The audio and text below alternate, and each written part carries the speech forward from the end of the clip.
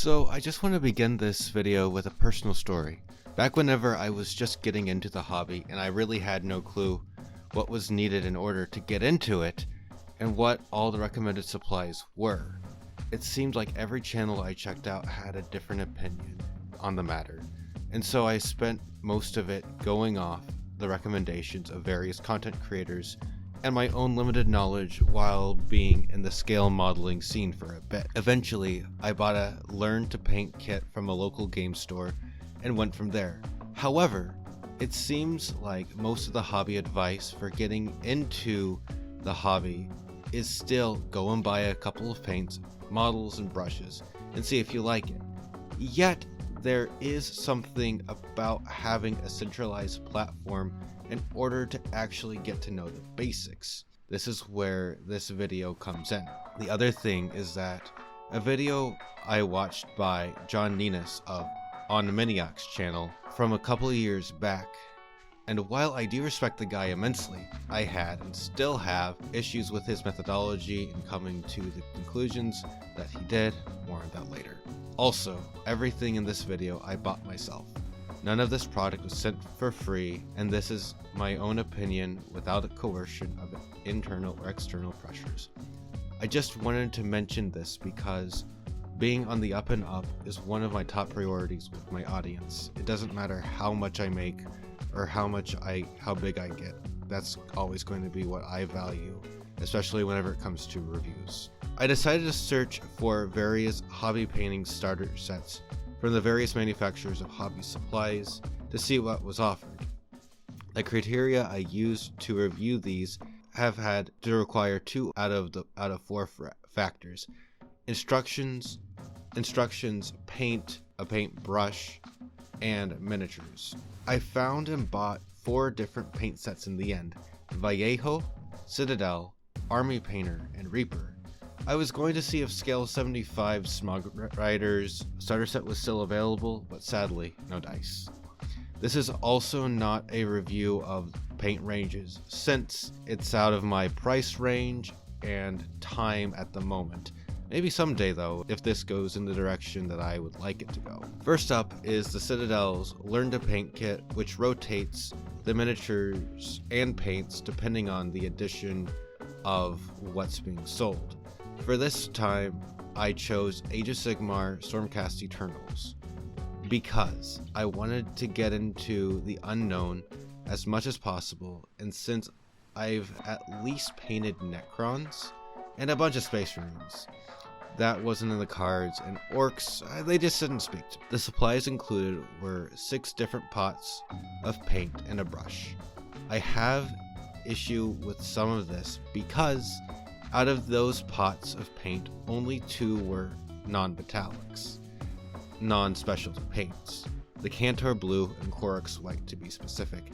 Retributor Armor and Leadbilger were the metallic paints included, and then Agrex or Earthshade and Sterling Mud were the technical paints in the set. Now, it just seems that this is a way to introduce people to miniature painting by only giving them some very basic paints. And because these are Stormcasts, it makes sense for them to get 2 metallic colors, one for their armor and the other for their weapons.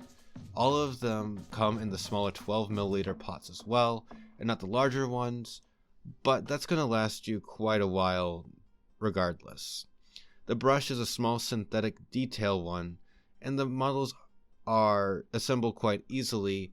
They're technically push fit, though sometimes you do want to use some glue just to be safe. The coverage of the paint was decent over a plain matte black primer. The only problem I had was with the Retributor Armor, which is a gold color that goes over black, so it was to be expected, and as in there's a reason why you use like a brown or a golden brown color with a gold metallic color. Also, there were technically instructions posted on the box, but it boiled down to apply the various paints to the various areas. Really not something to help people get started. Yes, I know that GW sells a little magazine that says getting started with Age of Sigmar or getting started with Warhammer 40k. I actually have the 8th edition one, but it would have been nice for them to maybe include a little booklet. Oh well. And it would also be nice to just have a little pamphlet of best practices for thinning your paint and, taking care of your brushes and pots and all that good stuff to get the most out of it. And then you also get a little palette, but not really, because it's just like the packaging that the paints and the brush come in, and I really wouldn't use it as a palette. It would be nice if they would have given you maybe like contrast paint, maybe? Just, I don't know, it would be nice, because to give you a full taste of the range of what they have to offer. In addition, the smaller pots for the technical paints are actually a nice thing, because whenever you buy them off the rack, they are always in the 17 milliliter pots, and that it gets annoying because of the fact that there's always this commitment, especially for a newer hobbyist. I mean, granted, if you get something like Agrax Earthshade or Nuln Oil, yeah, you're going to have it where you're using it on a pretty frequent basis, but if you get like, I don't know, Drakenhof Nightshade or like Valhalla Blizzard, those are technical pots that you're probably not going to use all that much. And finally, the paints were in fact fine. None of them were dried out or before I opened the box, or improperly sealed, which can be a issue for these types of products, especially in the past with GW. Value-wise, the set retails for anywhere from $30 to $35. A 12 milliliter pot of paint retails for $3.89 to $4.55. Small detail brush probably costs around $3, and a box of Stormcast Vindicators costs from $42 to $50, or $44.20 to $5 per miniature. So the paints come out to $26.34 to $27.30. The brush, I'm just gonna say, costs $3, and the Stormcast costs from $12.60 to $15.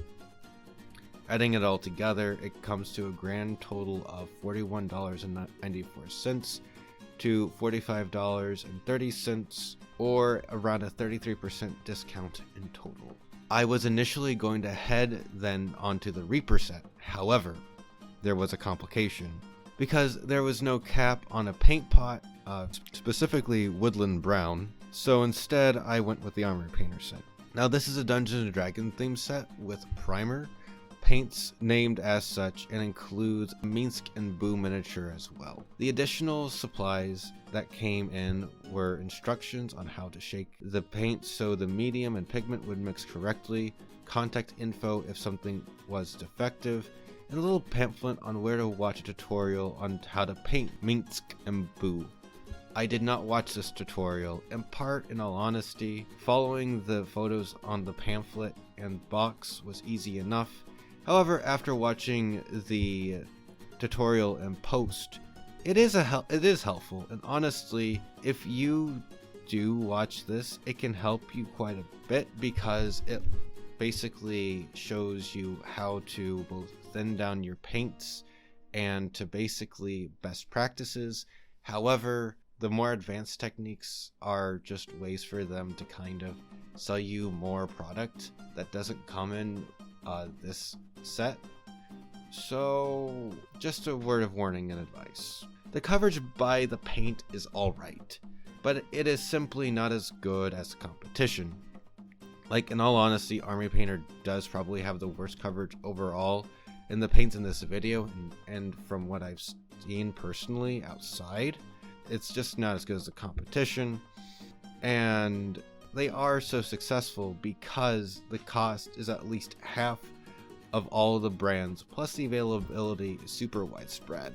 But that's a conversation for a different video, and it's also in the works. The paints themselves came in half the standard size, which has its drawbacks and advantages. So in essence, you get the equivalent of 4.5 full-size pots of paint. At the same time, 9 colors, 8 if you exclude the metallic, is more than enough to start on your journey, especially since you are probably going to towards 3 or 4 mainstays and then occasionally use the rest here and there.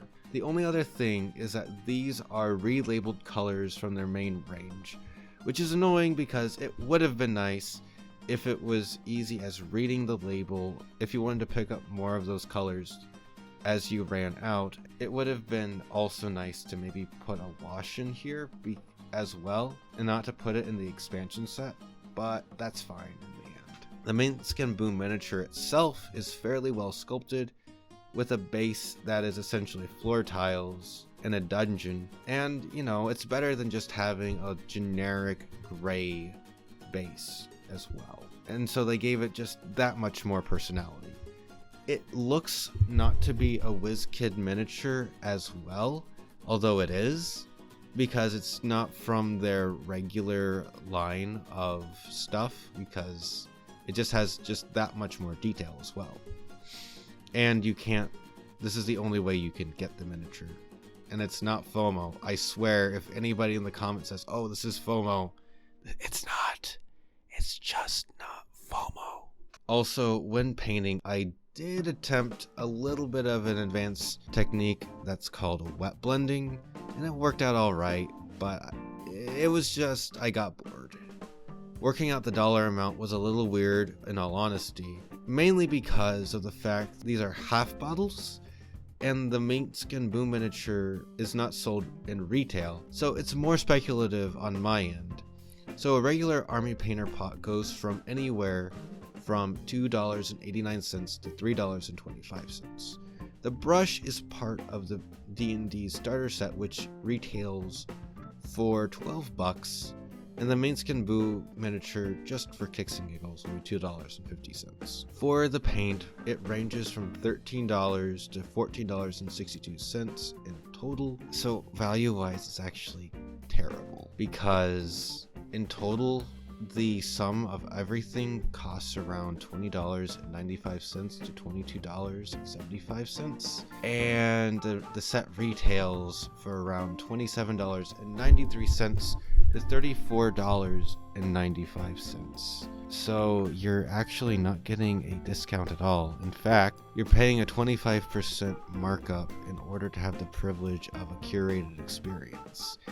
And it's not that good of a curated experience to boot. Now, I reached out to the Reaper customer service, and they responded not only by shipping for free a pack of replacement caps, but also an extra pot of paint to me as well, which is a really nice gesture. This only took a couple of hours for them to respond from when I sent them the proper information, so kudos to them for going the extra mile. In the meantime, while I was waiting for the replacement caps and paint pot to arrive, I went to the Vallejo starter set. Now this is a bit of an oddball in all honesty. The biggest difference is that this is a set meant how to teach and paint a certain faction and miniature, not guiding people into the hobby, but it also has a much more steeper learning curve, and it's honestly more of a masterclass. As in, they expect you to know base colors and highlights and shadows work. So if you've taken an art fundamentals course, it'll be a much easier time for you because you're learning more about, you're going over values.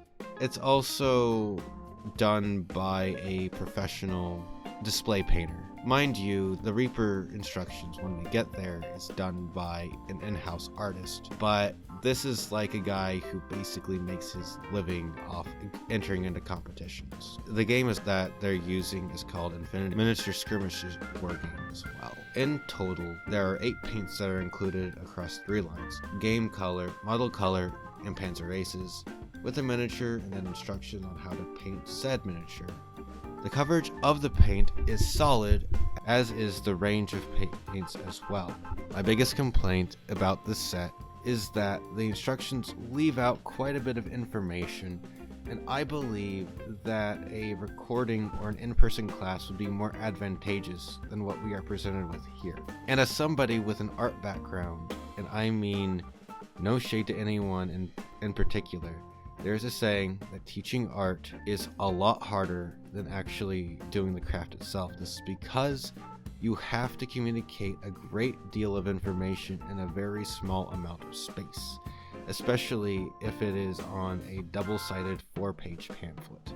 And I am a person who does best when I have more information that is presented in greater detail. Geraldes does the best that he can in the space given. I would have liked to see a bit more detailed information, especially for the more beginner painters out there. It also does not show how to paint the face or hair on the model because the colors needed to do that are not included, so in the end it would be nice, no harm no foul. The range of colors is nice. It really does teach things like layering and complementary colors instead of insisting that you need washes to go and solve everything to look good.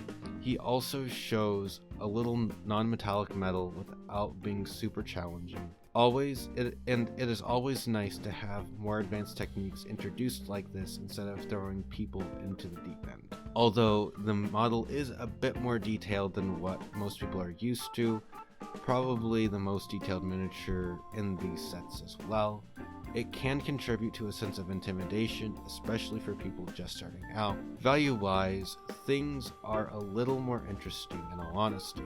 The different Vallejo brands really do not have a difference in the price for the most part, $2.90 to $3.29, and a regular Infinity Hero costs anywhere from the ballpark of $11.49 to $14.49. 8 paints would cost you $23.20 to $26.32, and adding in the miniature it would cost around $34.69 to $40.81. The set retails between $25.99 to $32.99, so between a 20 to 25% discount, less than everything but the Army Painter set, but still it's a pretty great value because you get like 8 full pots of paint. That's always quality, man. So then we move on to our final one, the Reaper Learn to Paint Layer Up Kit. It probably has the most bang for its buck with 3 miniatures, 2 brushes, 11 paints, an instruction manual, and a carrying case to boot. This is a redesign of the old Learn to Paint kit, which in reality, it was just a redesign of the case. And then they just relabeled a paint. More on that later. A word of warning because of this though. The instruction manual references paints that have either been retired or renamed, so it can be confusing at times. This is probably where I would have liked to seen a tweak or two. I assume Reaper self-publishes their stuff and probably has the capability of easily renaming the paints used where and as needed. It's not the end of the world, but really I'm fine with that because in part that's probably the worst thing about the kit. That's a universal constant. Now, all of the miniatures are made of Bone's first generation Bonesium, so that means the sculpts are not as detailed as their metal counterparts, and that the primer is inherently white, so working from dark to light, which is what you do for layering, is a little more difficult. The instructions guide the painter through the process of painting up a miniature using the layering techniques from basic to advanced as you go further on. And it is shown that with the miniatures as well, it also serves as a basic introduction to recess shading and edge highlighting, so the idea that it is only good for what's advertised on the tin is not the case.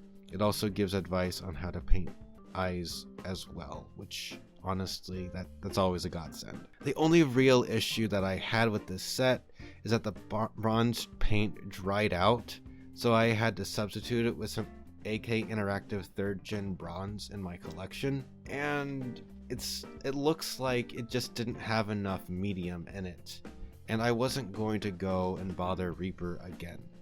I should have looked at it sooner. At the same time, it dried out between the first and the last miniature, which, I mean, that's interesting.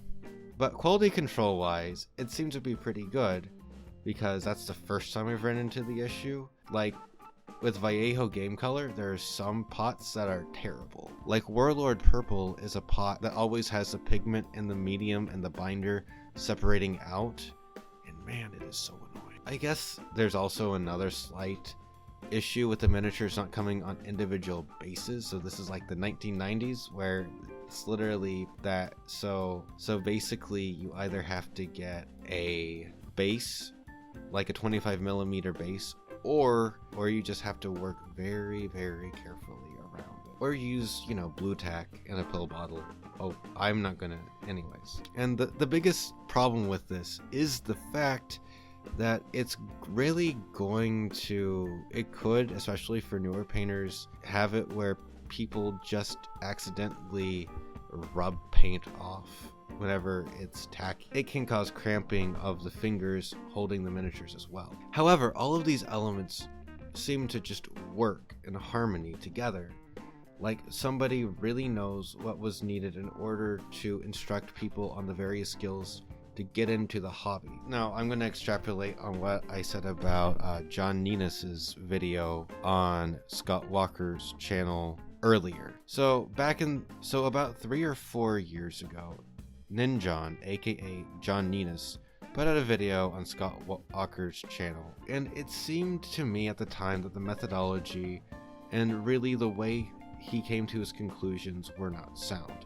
In essence, he was attempting to speed paint a miniature using various paint sets, but it was also flawed, mainly because he was trying to speed paint a miniature using a technique developed by Scott.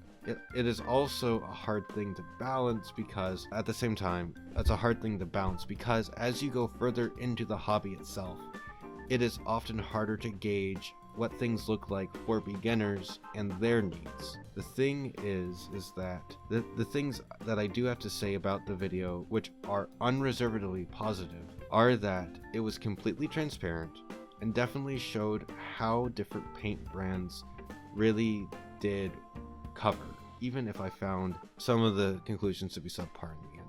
I also want to be as objective as possible when doing these reviews as well. Sure, we all have unconscious biases and all the things that we go through in life, but at the same time, we cannot simply assume that a viewer knows our mind or methodology in a clear, concise, and cogent way. Good critics in general have a way of elaborating on points and explaining exactly why they feel a certain way without relying on too many appeals to emotion or similar fallacies. This video is about giving people a guide to what I believe is the best bang for your hobby dollar, as opposed to sending viewers to a product without explaining the various pros and cons. In all honesty, value-wise for the Reaper set, this is the best deal you can get. Now, a pot of Reaper paint costs anywhere from $2.95 to $3.69. The brushes cost $5 to $6 each, and the minis cost $2.45 to $2.99 each. But the big is that the case itself costs $24.99.